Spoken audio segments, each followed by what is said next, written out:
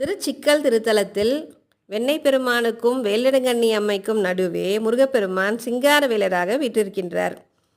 ஐப்பசி மாதத்தில் நடக்கும் மகா கந்தசஷ்டி விழாவின் பொழுது 5ஆம் நாள் அன்று வேல்நெடுங்கண்ணி அம்மை தனது மகனான முருகப்பெருமான் சூரனை வெல்வதற்காக வேலை வழங்குகிறார். முருகப்பெருமான் அந்த வேலை வாங்கி வரும்பொழுது வேலின் சக்தி மிகுதியால் அவருக்கு வியர்க்கின்றது. பட்டு துணியினால் துடைக்க துடைக்க முத்து முத்தாக வியர்வை அரும்பிக்கொண்டே இருப்பதை இன்றளவும் நாம் நேரில் கண்கூடாக காணலாம். சிக்கலில் வேல் வாங்கி திருச்செந்தூரில் சூரனை வென்றதாக புராண வரலாறு கூறுகின்றது. அதனால் இந்த சிக்கல் திருத்தலத்தில் வேல் வாங்கிய தலம் என்பதால் சத்ருசம்ஹார பூஜை செய்வது மிகவும் சிறப்பானதாகும். அதாவது பகைவர்களை வெல்வதற்கும் காரிய தடைகள் நீங்கவும் நோய்கள் நீங்கவும் இந்த பூஜையானது செய்வது சிறப்பானதாகும்.